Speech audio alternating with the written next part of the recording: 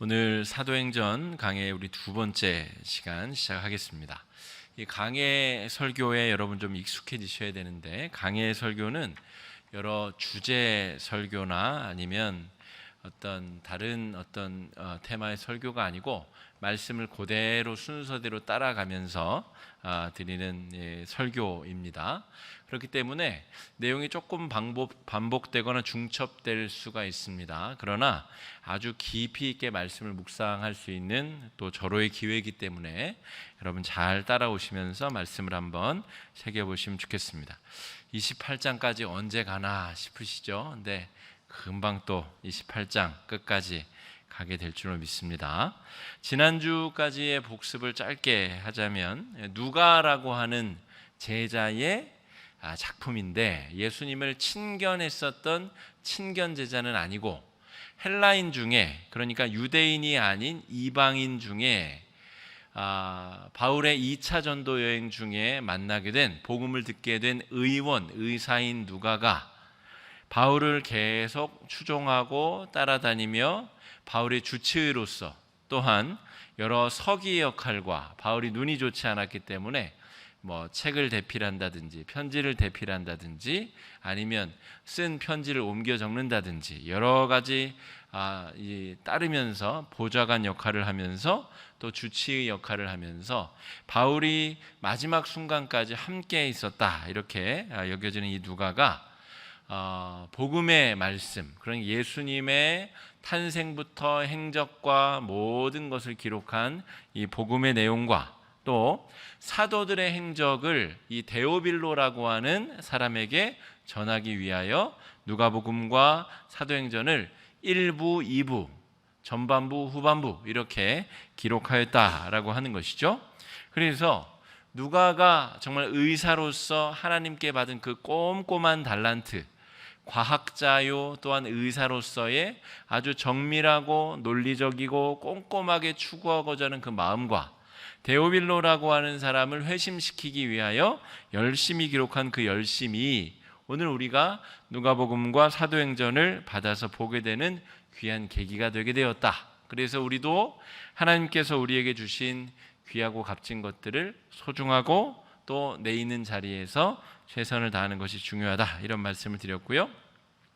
또 한 가지는 4절 말씀에 예루살렘을 떠나지 말고 약속하신 것을 기다리라 라고 하신 그 말씀에 따라서 오늘 성령에 대한 조금 더 부차적이고 자세한 설명이 이어지게 됩니다. 그럼 5절 말씀 우리 한번 같이 읽어보겠습니다. 시작. 너희는 몇 날이 못되어 성령으로 세례를 받으리라 하셨느니라. 요한은 물로 세례를 베풀었으나, 여러분 누가복음을 잘 살펴보시면 1장에 그 앞에 데오빌로 각하에게 이런 이야기, 수신자에 대한 이야기가 나온 다음에, 인사치레의 이야기가 나온 다음에 예수님의 탄생은 이러하니라로 시작하지 않고 요한의 탄생의 이야기는 이러하니라 라고 요한의 탄생 이야기부터 누가복음이 시작됩니다. 그러니까 이 1번 편지와 2번 편지이기 때문에 연관성이 있습니다. 요한과 예수님을 대비하여 지금 설명하고 있는 것이 누가의 중요한 지금 편지를 써 내려가는 중요한 이 흐름이다라고 하는 것이죠. 그러니까 세례 요한이라고 하는 인물이 예수님과 대비될 때 굉장히 중요한 인물이다. 아니나 다를까 지금 5절에서 요한은 물로 세례를 베풀었으나 너희는 몇 날이 못되어 성령으로 세례를 받으리라. 요한의 세례와 성령의 세례를 지금 구분하여 설명하고 있죠.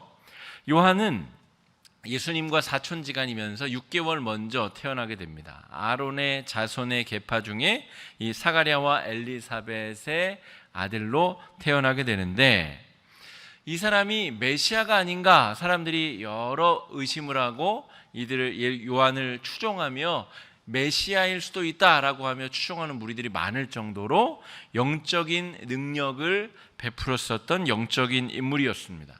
그런데 이 사람은 SNF파에 속하여서 광야 속으로 들어가서 철저한 금욕을 준수함으로 말미암아서 위선적인 바리새인들의 율법 준수가 아니라 그것을 능가하여 진짜 율법주의가 될 것을 촉구하였습니다. 그래서 낙타 털옷을 입고 메뚜기와 석청을 먹으면서, 그러니까 아주 금욕적으로 살면서 하나님의 율법을 어떻게 하면 진실되게 지킬 수 있을 것인가를 노력했었던 이 에세네파 공동체에 속했었던 하나님의 예언자, 예수 그리스도 이전의 마지막 예언자가 세례 요한이다라고 하는 것이죠.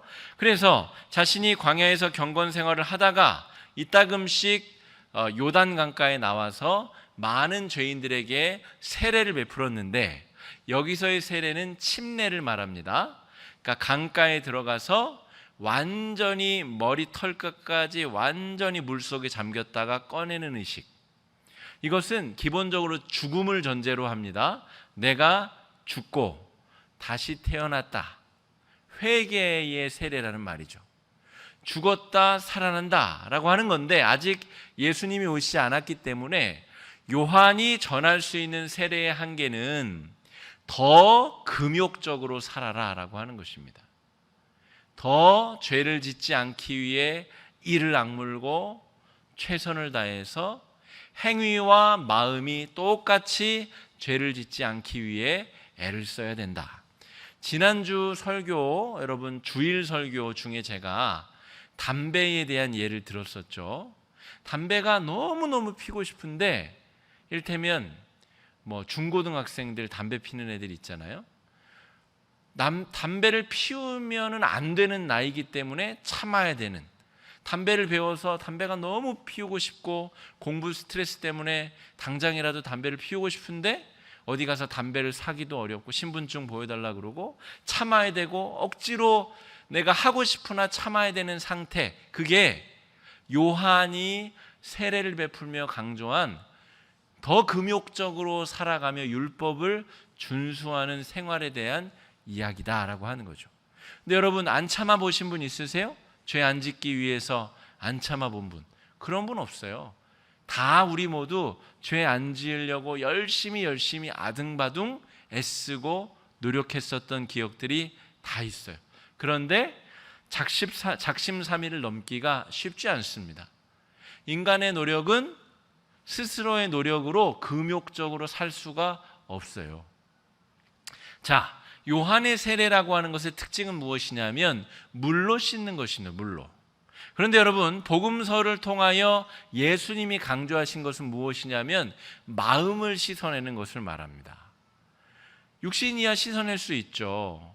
더러운 거 묻으면 10번이라도 100번이라도 왜 못 씻겠습니까? 결벽증 걸린 사람이 그럼 제일 경건하게요? 제일 열심히 씻는 사람이 제일 경건할 것 아닙니까?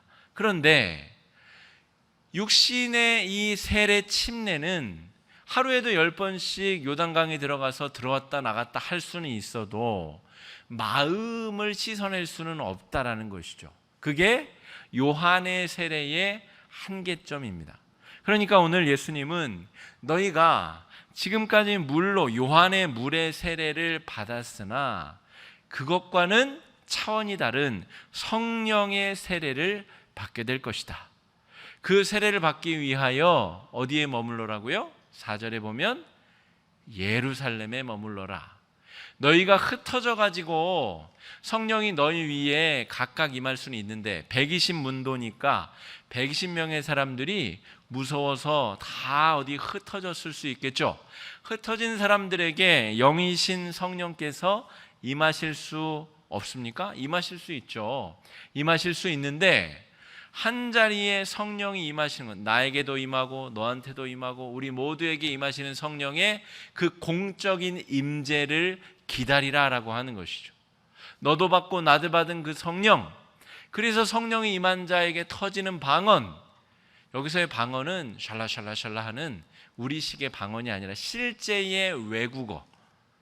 그 당시에 예루살렘에 모인 수많은 외국어를 사용하는 사람들이 쟤네 우리말을 하네, 우리나라 말을 하는 사람 몇 명 없는데 우리나라 말을 갑자기 하네 라고 하는 신기한 방언이 터지는 기적을 많은 사람들이 목도하게 만드는 것이 예루살렘에 모여 있어서 성령을 받으라 하시는 이유의 목적이다라고 하는 것이죠.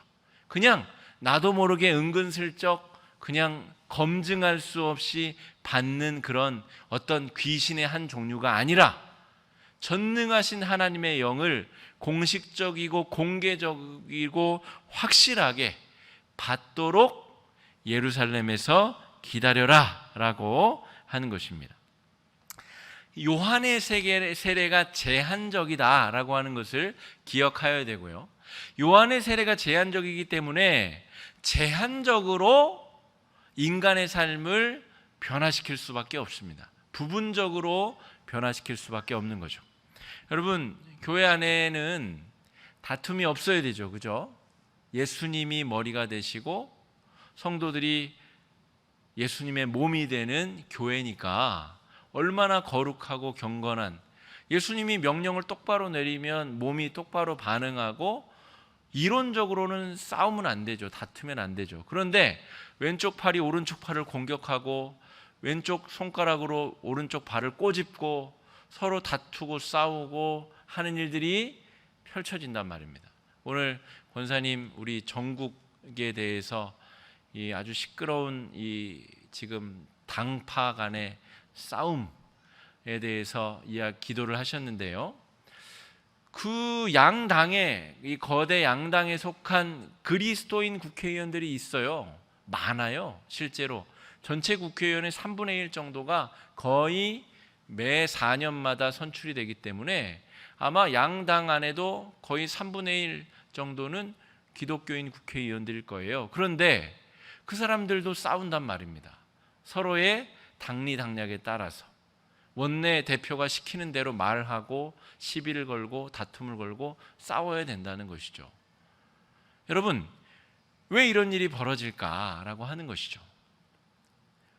인간의 노력으로 우리의 그 물로 씻어내는 인간의 세례는 한계가 분명하다라고 하는 거예요. 세례 요한이 요단강가에서 세례를 베풀면서, 그러면은 세례를 베푸는 자니까 온유하고 겸손해야 되잖아요. 막 분노가 가득해 있어요. 이 독사의 XX들아, 이 나가 죽을 XX들아 하면서 막 정죄하면서 세례를 베풀었단 말입니다. 그러니까 그렇게 열심히 거룩하게 살려고 하는 요한이라고 하는 내면 자체도 그게 너무 힘든 거예요. 자기도 편하고 싶죠. 자기도 좋은 옷 입고, 자기도 맛있는 옷 먹고, 자기도 좀 편리하고 유리하게 율법을 대충 가식적으로 어겨가면서 그렇게 살고 싶은데 그것을 참아내야 되니까 얼마나 스트레스를 받겠어요. 그러니까 이것을 심리학적 용어로 투사 혹은 역투사라고 이야기를 하죠. 자기 안에 있는, 나도 저렇게 외식적으로 살고 싶은데 그렇게 하지 못하고 참고 있는 그 마음이 투사가 되니까 아주 거친 욕설로 나가는 것입니다. 이 독사의 땡땡들아 와서 세례를 받고 너희도 거룩해져라. 나만 이렇게 억울하게 참고 지내야 되는데 너희들도 율법대로 지키면서 좀 너희들도 불편하게, 너희들도 그렇게 힘들게 좀 살아야 되지 않겠냐라고 하는 본전을 찾고 싶은 마음 때문에 요한의 세례는 거칠고 분노에 어려 있습니다. 교회 안에도 이런 분들 많이 계세요. 참 대단한 신앙인 같아 보이는데 타인을 향하여 분노에 사로잡혀 있는 분들. 나는 거룩한데 나도 사실은 너처럼 하고 싶은데 참고 있다는 것이죠. 그래서 그것이 분노로 표출되는 것입니다. 요한의 세례는 한계가 분명하다는 것이죠. 그런데 예수님이 승천하시면서 성령의 세례를 약속해 주고 계신다는 것이죠. 그러면 뭔가 차이가 있어야 될 거 아닙니까? 차이가 분명하지 않으면, 요한의 세례와 성령의 세례가 차이점이 없으면 굳이 위험을 감수하고 예루살렘에 머물며 지금 막 사람들이 예수쟁이들 잡으려고 혈안이 돼서 돌아다니는데 굳이 예루살렘에 머물며 성령을 받아야 될 이유가 뭐냐라고 하는 것이죠. 오늘의 주제는 그것입니다. 성령의 세례를 분명히 이해하려면 요한의 세례를 분명히 기억하고 아셔야 됩니다. 그래야 차이점이 분명해지기 때문입니다. 자, 그러면 성령의 세례를 지금 약속하고 계신데 5절에서 한 가지 더 살펴볼 것이 있습니다.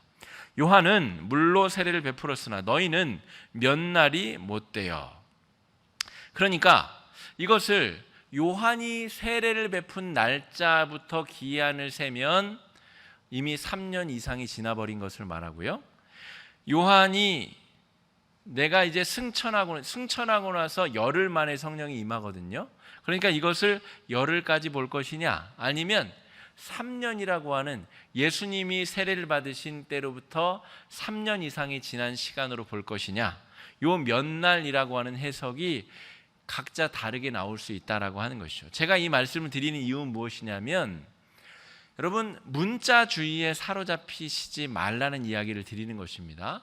성경을 통시적으로 전체적으로 볼 필요가 있고, 오늘 우리가 강해 설교를 보는 것처럼 아주 현미경처럼 쪼개서 볼 일이 있는데, 현미경처럼 쪼개서 보더라 할지라도 이 말 자체에 사로잡히면 안 된다라고 하는 것이죠. 그러니까 주께는 하루가 천년 같고 천년이 하루 같다라고 하는 그 말씀 속에 이것을 보아야지, 이것은 몇 날이 못 된다 그랬는데 예수님이 요한의 세례를 받으신 건 이미 3년이 지났는데 이거 뭔가 잘못된 것 같은데 라고 이런 식으로 문자주의로 보시면 안 된다는 말씀을 잠깐 첨언으로 드리고 6절로 넘어가겠습니다. 그들이 모였을 때에 예수께 여쭈어 이르되 주께서 이스라엘 나라를 회복하심이 이때니까 라고 물어봤다는 겁니다. 자, 그들이 모였을 때에 예수께 여쭈어 이르렀습니다. 예수님이 곧 너희에게 성령이 임할 것이다 라는 이야기를 하자 제자들이 모였을 때에 예수님께 물어봤다는 거죠. 무엇을 물어봤냐면 주께서 이스라엘 나라를 회복하심이 이때입니까? 이게 무슨 말이죠? 두 가지 의미가 있는데, 첫 번째 의미는 예수님의 재림이 그때입니까? 그러니까 며칠 후에 주님이 재림하신다는 말입니까? 성령의 존재를 아직 모르는 거예요. 성령이 어떤 존재인지, 어떤 분이신지, 뭐 하시는 분인지를 모르는 상태에서, 여러분이 그런 상태라고 생각해 보세요. 예수님이 하시는 이야기를 듣고 충분히 오해가 가능하겠죠. 예수님 지금 올라가시는데 며칠 있다 다시 온다는 말이시죠? 그러면 다 끝난단 말이시죠? 그러면 모든 것이 해결된다는 말이죠? 라고 제자들이 물어봤다는 말이에요. 두 번째 의미는 예수의 재림이냐라고 물어보는 게 첫 번째 의미고, 두 번째 의미는 그러면 예수님 오셔서 이제 헤롯도 물리치고 저 빌라도도 물리치고 예수님이 십자가에 달아 죽인 저 로마 군병들 다 불뱀을 보내셔서 천둥번개를 보내셔서 다 끝장내시고 제2의 다윗이 되셔서 이스라엘 나라를 회복하실 거죠? 라고 묻는 이 두 가지 의미가 들어있습니다. 왜냐하면 유대인들이 바라는 메시아는 더도 말고 덜도 말고 다윗과 같은 왕, 다윗과 같은 지혜롭고 능력 있고 용맹하고 하나님을 잘 섬기는 그런 사람이 유대인들이 기다리던 더도 말고 덜도 말고 메시아였기 때문에 그렇습니다. 그러니까 예수님이 성령이 오실 거야. 너희들이 요한의 세례만 받았었는데 이제는 성령의 세례가 임할 거야. 그러니까 잠깐만 기다려. 며칠 안에 오실 거야. 그랬더니 제자들이 그렇게 물었다는 거죠. 착각하고 오해했다는 것이죠. 여러분, 이것이 왜 중요하냐면, 여러분, 성령이 다 우리 마음의 주인이시죠? 네? 아직도 긴가민가 하시면 안 됩니다. 아, 성령이 내 마음의 주인이신가 아니신가 헷갈리시면 안 돼요. 성령이 우리 마음의 주인이십니다. 성령 세례를 우리가 이미 받은 거예요. 그러면 성령이 임하시면 종결 끝나느냐, 예수의 재림이 된 것이냐, 예수님이 하시던 일이 끝난 것이냐 라고 여전히 우리도 착각하면 성령 강림 이전에 제자들 수준과 진배 없다는 것이죠.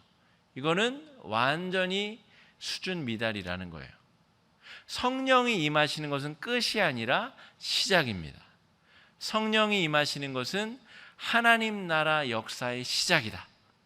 그것이 우리가 오늘 분명히 기억해야 될 중요한 덕목입니다. 결론부터 말씀드리자면 성령이 임하신 다음에 해야 될 일이 있다는 것이죠. 오히려 끝이 아니라 시작이고 해야 될 일, 성령 임재를 받은 사람들이 해야 될 일이 분명히 있다라고 하는 것이 예수님의 답변이라고 하는 것이죠. 여러분, 성령이 우리 가운데 임하셨다라고 하는 것은 아직 재림 전이라는 뜻이고 아직 예수님께서 다시 오시지 않았다는 것이 뜻하는 것이고 우리가 성령과 더불어 해야 될 일이 남아있다라고 하는 것을 의미합니다. 그러므로 여러분, 주께서 이스라엘 나라를 회복하심이 이때입니까? 완성이 된 하나님 나라가 이루어지는 것입니까?가 아니고 성령이 오시면 그때부터 하나님 나라가 회복되는 일이 이루어지기 시작한다. 우리가 그렇게 이해를 해야 된다라고 하는 것이죠. 7절 말씀 우리 한번 같이 읽어보겠습니다. 7절입니다. 시작.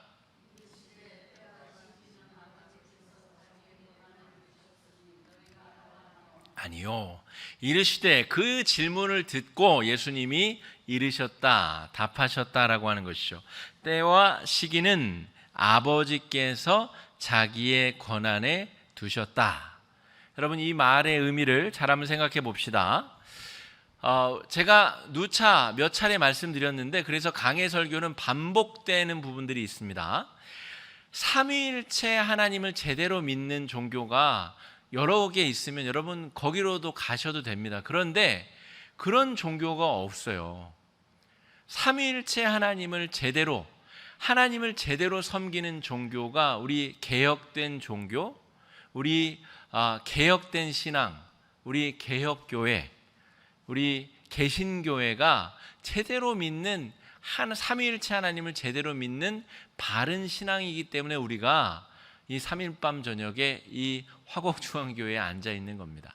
이건 제가 얼마 전에도 말씀드렸는데 천주교도 건강한 삼위일체 신앙이 아닙니다. 성모 마리아가 성령의 역할을 대체하고 있고 그리고 예수 그리스도의 역할도 성자의 역할도 건강한 삼위일체가 아닙니다. 교황이라고 하는 애매모호한 인간이 예수 그리스도의 성자의 이 수익권을 부여받았다고 하여서 그 교황이 성자의 역할을 대신하고 성령의 역할은 마리아가 대신하는 아주 그냥 논리적으로는 삼위일체 하나님을 믿으나 본질적으로 들어가서는 아주 해괴한 믿음이 가톨릭의 믿음입니다. 그러므로 건강한 삼위일체 신앙이 아닌 것이죠. 게다가 여러 형상, 조형물, 어떤 이콘들이 있고 그것에게 절을 하고 심지어 마리아상에 절을 하는 아주 이 우상숭배적인 모습들이 있기 때문에 이 가톨릭은 아주 대표적으로 건강한 삼위일체 신앙이 아닙니다. 이단은 말할 것도 없거니와 유대교도 말할 것도 없거니와 그렇게 따지면 건강한 삼위일체 신앙을 가진 종교가 개신교, 개혁된 믿음, 말씀으로 끝까지 승부를 보고자 하는 개혁된 믿음밖에 없다라고 하는 것이죠. 그런데 오늘 7절 말씀에 때와 시기는 아버지께서 자기의 권한 안에 두셨다, 이 말씀이 개혁된 신앙의 바른 믿음입니다. 예수님이 때와 시기를 알아요, 몰라요? 아셔요, 아셔요. 아시죠? 창조 때부터 같이 계셨는데 왜 모르시겠어요? 아셔요. 아시는데 모른 척 하시는 게 아니고 철저히 성부에게 순종하시고 성부의 권한에게 그것을 철저하게 100% 위임하신 상태. 예수님은 육신을 입으신 하나님이시기 때문에 성부의 권한을 함부로 침범하고 침해하지 않으며 성부께 철저히 순종하시며 성부는 또 성자께 순종하시며, 그러므로 여러분 성부와 성자와 성령 하나님의 철저히 다른 분이시면서 완전하게 사랑으로 하나이신 상태, 이거보다 더 정확한 삼위일체 하나님에 대한 설명은 없습니다. 있지도 않았고 앞으로도 없습니다. 그렇다고 해서 때와 시기를 모르시는 것이냐?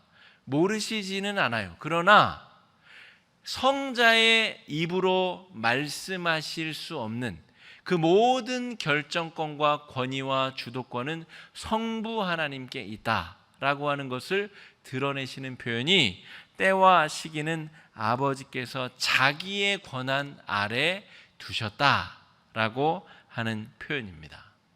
건강한 삼위일체 신앙을 가진다는 것은 여러분 굉장히 중요합니다. 예수님이 제일 중요하다고 생각하시는 분도 있으시죠? 예수님이 십자가에 달려 돌아가시지 않으셨으면 어떻게 가능하였을까? 예수님이 2000년 전에 승천하셨어요. 그러면 그 예수님을 알게 하시는 분, 여러분 이 복음서는, 이 성경은 예수님 승천하신 다음에 약 70여 년간에 걸쳐서 쓰이게 됩니다. 게다가 이 복음서는 가장 뒷부분에 쓰이게 돼요. 그것을 가능하게 하신 분이 누구죠? 성령이시죠. 성령. 예수의 말씀이 기억나게 하시고 그것을 기록하게 하고 그것을 전하게 하고, 그러므로 이 사도행전을 성령행전이라고 부르는 것, 그러므로 성부와 성자와 성령의 역할은 경중을 따질 수도 크기를 따질 수도 누가 더 위에 있느냐 따질 수 없는 아주 오묘한 사랑의 연합체의 상태로, 그러나 세 분은 철저하게 독립적이시며 다른 일을 하시는 분의 상태, 이게 개혁된 믿음이 고백하는 건강한 삼위일체 믿음과 삼위일체 신앙이다. 이 삼위일체 신앙이 무너지게 되면 성도의 마음에 왜곡된 하나님의 이미지를 가지게 되어 있습니다. 제가 언젠가 이 수요 기도회 때는 한번 이 하나님의 이미지를 가지고 시리즈로 또 다룰 텐데, 하나님의 이미지가 무너지게 되면 막 CCTV 같은 하나님, 막 하나님이 막 죄 짓나 안 짓나 요놈 한번 살펴보자, 죄 지으면 뒤통수를 한 대 확 내려쳐야지, 이런 두려운 하나님의 이미지를 가지고 살아가는 분도 있고, 어떤 분은 죄에 대해서 너무 무감각해져 버린 사람, 예수님이 날 위해 죽으셨는데 뭐 회개하면 끝장이지, 뭐 회개하면 되지, 또 죄 짓고 회개하고 죄 짓고 회개하고, 성자 예수님만 아주 부각이 된 잘못된 하나님 이미지는 이렇게 값싼 싸구려 은혜를 양산해낼 수 있다는 것이죠. 성령 하나님만 부각된 이미지도 마찬가지죠. 나만을 위한 아주 기복적이고 아주 자기중심적인 그런 자기적인 믿음을 만들어낼 수 있다는 것이죠. 그래서 공평과 정의의 성부 하나님의 그 공평과 정의의 하나님, 나만 사랑하는 것이 아니라 저 정말 미워 죽겠는 일본 우리 사람들까지도 구원하기 위해 사랑하시는, 나와 똑같이 사랑하시는 하나님의 그 공평하신 공평과 정의의 하나님, 나 같은 인간을 구원하기 위하여 십자가를 지러 이 땅에 오신 하나님, 내 이 더럽고 추악한 이 마음에 찾아오셔서 주인이 되신 하나님, 이 삼위일체 하나님의 건강한 이미지가 골고루 균형 있게 우리 마음을 주장하고 다스릴 때에 균형 잡힌 신앙, 건강한 신앙이 될 수 있다라고 하는 것이죠. 그러니까 여러분, 보통 주일 설교 때는 이렇게 다룰 수가 없잖아요. 때와 시기는 아버지께서 자기의 권한에 두셨다는 말이 그만큼 중요한 표현이거든요. 예수님이 성부와 성자와 성령 하나님에 대한 분명한 묘사를 지금 하고 계시다는 것입니다. 자, 그래서 자기의 권한에 두셨으니 너희가 알 바 아니오. 아주 명확한 예수님의 표현입니다. 성부, 성자, 성령 하나님이 지금 아주 척척척 지금 인간 이 세상을 구원하기 위한 하나님의 역사를 철저하게 잘 진행하고 계시니 너희가 구원의 때에 대해서 관심이 높은 줄은 내가 10분 이해는 하지만 너희가 알 바가 아니다 하는 것이죠. 나도, 성자인 나조차도 하나님께 철저히 순종하는 마음으로 때와 시기에 대한 전권을 맡기고 순종하며 기다리는데, 너희들이 뭐라고 그것에 대해서 궁금한 마음은 알겠으나 너희들의 알 바가 아니다라고 하는 것이죠. 그러면 성령은 임하시는데 알 바는 아니에요. 우리가 그 사이에 놓여져 있다는 것입니다. 성령이 임하셔서 성령이 우리 마음의 주인이 되셨는데 종말의 때는 아니에요. 그리고 우리가 알 수도 없고 알 바도 아니래요. 그러면 그 사이에 무엇을 해야 되느냐가 남죠. 그게 바로 8절에 우리에게 명령하시는 하나님의 분명한 뜻입니다. 자, 8절 한번 읽어보겠습니다. 시작. 예루살렘과 온 유대와 사마리아와 땅 끝까지 이르러 내 증인이 되리라 하시니라. 오직 성령이 너에게 임하시면 블라블라블라 다 건너가서 결론은 내 증인이 되리라 이거예요. 증인이 되리라. 그러므로 여러분, 성령이 내 마음의 주인이 되셨어요. 그죠? 성령이 내 마음에 오셔서 내가 바라는 것이 제각각일 거 아니에요. 그죠? 성령이 내 마음의 주인이 되셨을 때에 각자 바라는 것이 다 제각각이란 말입니다. 주님, 제가 이러이러한 기도 제목으로 20년 기도했는데 이제 성령이 내 마음의 주인 되셨으니 그것 들어주십시오. 그러는 사람도 있을 것이고, 주님, 제가 한평생을 밤잠을 못 자고 불안증 때문에 시달려 힘들었는데 제 마음에 이제 주인 되셨으니까 평강 주십시오. 이런 바람이 있는 사람도 있을 것 아닙니까? 그런데 그런 거 다 성령이 우리 마음에 오신 성령 강림의 이유가 아니라는 것입니다. 성령 강림의 분명한 이유는 다 블라블라 건너뛰고 내 증인이 되리라. 그 중간도 설명을 할 겁니다. 할 건데 일단 중요한 것은 내 증인이 된다. 이것을 꼭 기억하시고 돌아가셔야 됩니다. 별로 저는 증인 같은 거 별로 하고 싶지 않아요. 저는 그냥 나 잘 먹고 나 잘 사는 거 중요해요. 나 별로 증인 이런 거 별로 상관없어요. 그러면 진짜 신앙생활 다시 고민해 보셔야 됩니다. 진짜 정말 다시 고민해 보셔야 됩니다. 기복 신앙을 만족시키기 위한 종교는 많아요. 굳이 삼위일체 하나님 안 믿어도 여러분 마음을 더 막 들들 볶아서 여러분 마음에 쏙 들게 혼줄을 쏙 빼놓게 만드는 기복주의 종교들 많다고요. 그러니까 굳이 복 받으려고 예수 안 믿으셔도 된다는 거죠.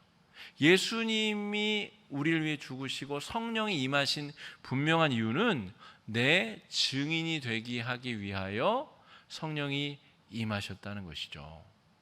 물론 성령이 하시는 일이 우리로 증인으로 부르셨지만 성령이 기본적으로 하시는 일은 보혜사입니다. 보호하시고 은혜를 깨닫게 하여 주시고 스승으로 인도하시는 분이기 때문에 우리가 바라는 일들도 자연스럽게 이루어지죠. 마음의 평안도 오고 오래도록 가지고 있었던 기도 제목도 이루어지고 여러 가지가 우리가 바라던 대로 성령께서 이끌어 주시지만, 성령을 받은 우리가 이 목적을 놓친 채 다른 목적을 향하여서 나아가면 우리가 그것을 기복주의나 왜곡된 잘못된 믿음이라고 부르는 것입니다. 아까 제가 언급했었던 우리 로만 카톨릭 같은 종교도 마찬가지인 것이죠. 분명히 말씀에 삼위일체 하나님에 대한 말씀이 기록되어져 있는데 말씀에 근거하지 않으니까 교황이라고 하는 인간의 자리가 성경보다도 더 위에. 그러므로 이들은 말씀에 대한 증인이 아니라 그 교회 시스템, 이 로만 카톨릭이라고 하는 공교회, 이 공적인 이 온 세계에 흩어진 이 카톨릭이라고 하는 교회 조직의 운영이 말씀의 본질보다 더 높이 있는 거예요. 그래서 저 바티칸 성당 지으려고 면죄부를 판 겁니다. 성경에 없는 얘기인데 지금 바티칸에 성당을 웅장하게 지어야 되니까 없는 얘기 지어서 면죄부를 팔 수 있는 거예요. 증인의 자리에서 벗어난 복음은 그만큼 위험하다라고 하는 것이죠. 하나님이 다른 격가지들도 다 주십니다. 그러나 우리가 추구해야 될 것은 증인이다라고 하는 것이죠. 여기에서 벗어나면 성부, 성자, 성령 하나님을 믿는 건강한 믿음이 아니다라고 하는 것이죠. 증인이 뭐죠? 우리가 최근에 우리 국민들이 이 증인에 대해서 많이 알게 됐어요. 청문회가 막 시끌시끌하고 하니까 증인을 몇 명 요청하고, 청문회 증인은 5일 전에 신청해야 된다는 것을 이제 저도 알게 됐습니다. 그러니까 증인이 그만큼 중요한 것이죠. 증인이 뭐 하는 사람이죠? CCBB를 공정하게 가리기 위하여서 보고 듣고 경험한 바를 가감없이 이야기해야 되는 사람, 그게 증인이죠. 그러니까 성령이 우리 마음의 주인이 된 사람이 해야 될 일은 무엇이냐면 증인, 보고 듣고 경험한 바를 있는 그대로 가감없이 얘기해야 되는 사람. 어떤 경험입니까? 예수 그리스도에 대한 인격적인 만남을 보고 듣고 경험한 것을 이야기해야 되는 사람. 그게 바로 성령이 임한 사람이 해야 될 삶의 목표이자 방향성이다라고 하는 것이죠. 자, 지금 우리가 새벽에 민수기 말씀을 읽고 있습니다. 민수기 말씀이 뭐죠? 민수기 말씀이 그거예요.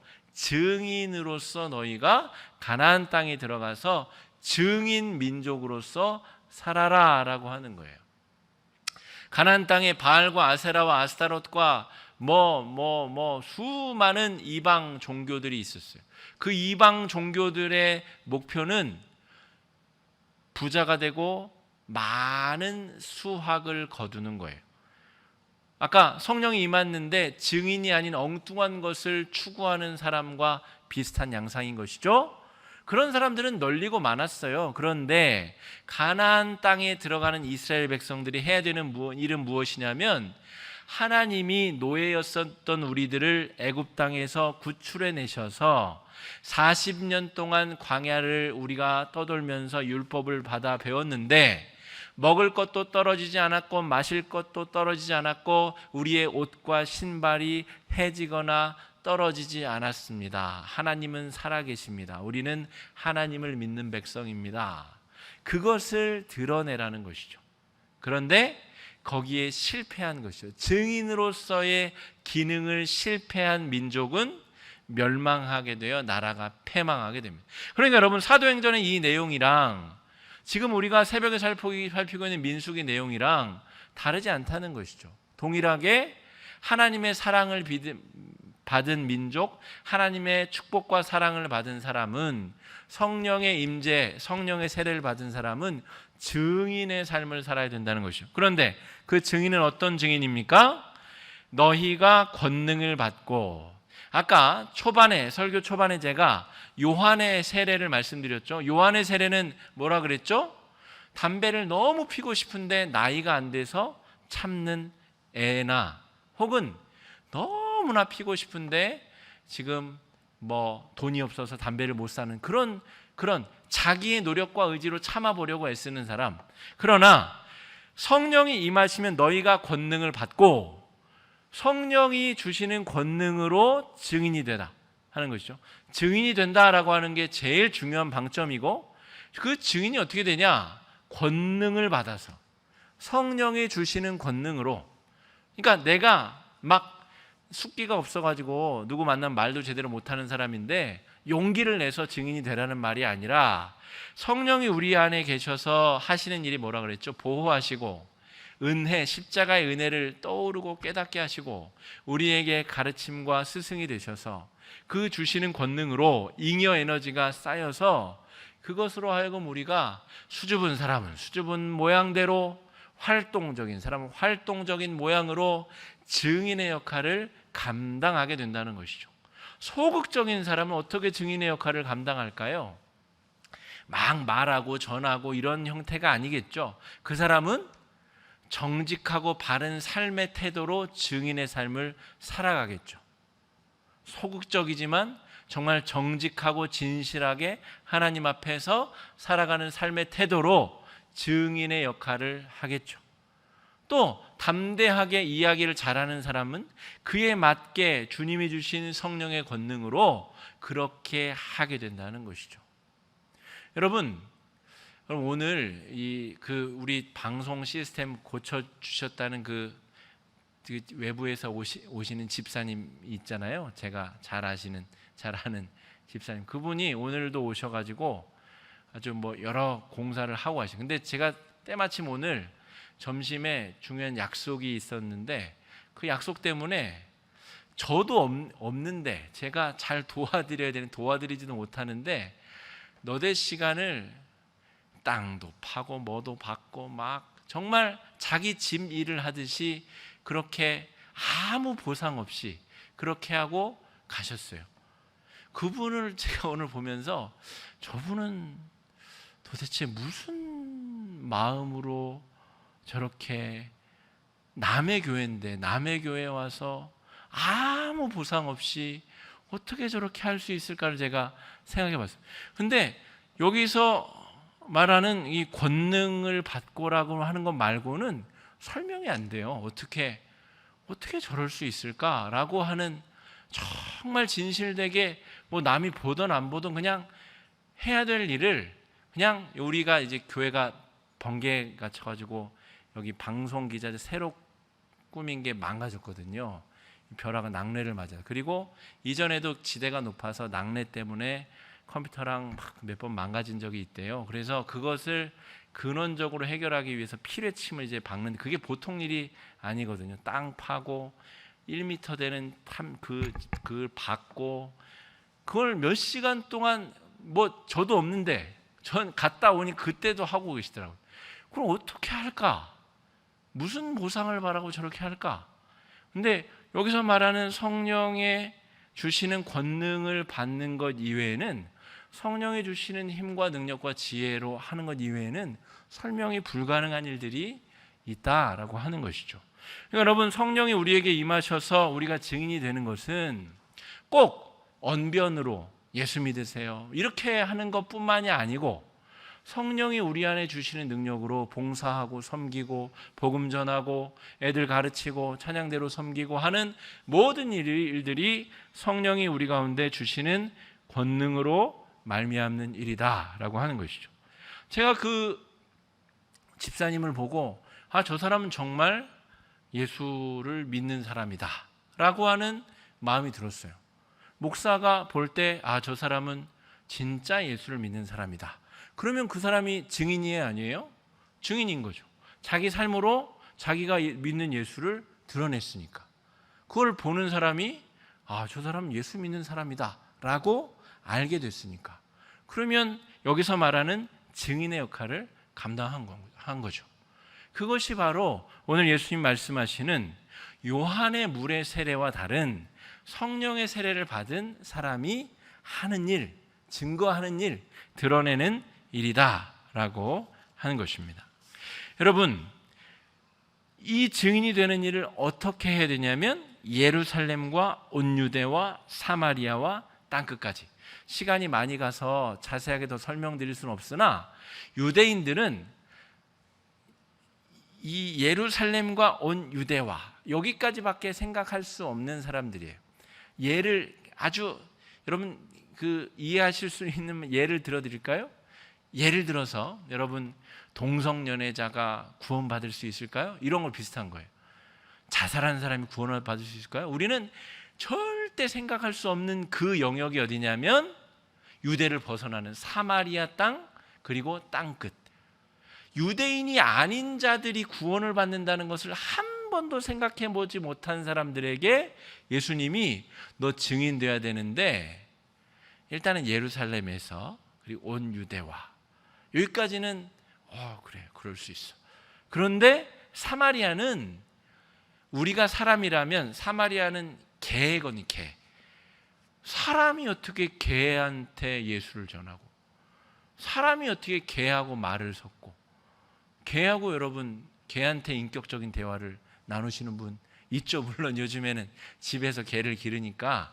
그런데 여기서 말하는 개는 그냥 들개, 그냥 사람이 상종하면 안 되는 존재, 사마리아와 땅끝 그 존재들에게까지 우리가 생각하는 절대 구원받을 수 없을 만한 대상에게까지 가서 증인이 되라 라고 이야기를 하신다는 거죠.